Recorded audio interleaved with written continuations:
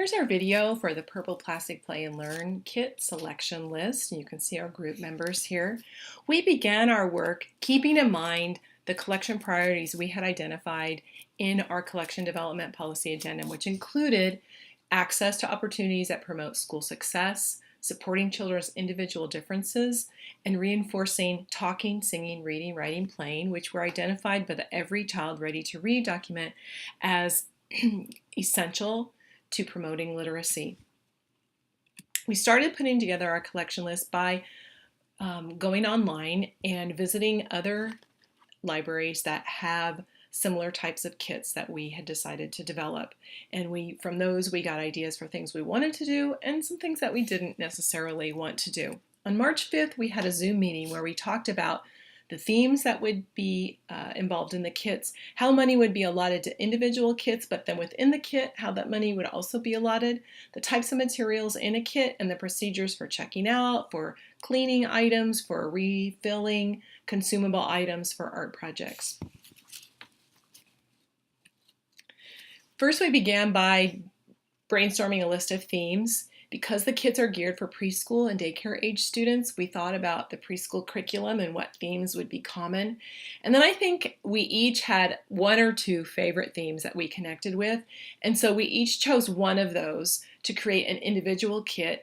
And we decided as a group we would create a kit together, and that is the Zoo Animal Kit, which I'll be showing in just a few minutes.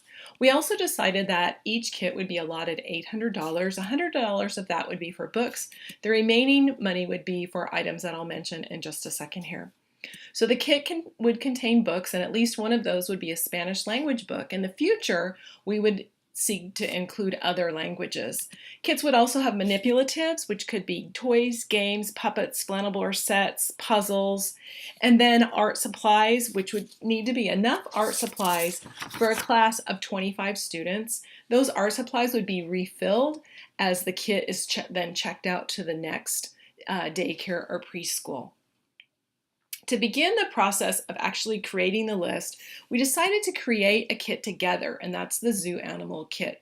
So collaboratively, we each added items to this kit, and we did this mostly because we wanted to generate consistency so that when our final selection list was developed, it would not be easy to tell that it was created by 5 different people. It would be consistent, and so it would look like a unified list. During the process, we discussed the importance of using professional reviews for books and for products that we wanted to include in the kit, and we noted the importance of finding crafts that paired well with the chosen books, but also ones that could fit in the kit, be easily organized, and were age level appropriate. We discussed the need to purchase most, if not all, of the materials from Amazon, but group members also shared quality sources such as Folkmanis, Melissa and Doug as places to go to find puppets or other items that could be used in the kits. We created this framework using Google Sheets so each of us could see each other's kit and could again focus on that consistency. We set a due date, and once that due date was hit, then one of our group leaders created a to-do list.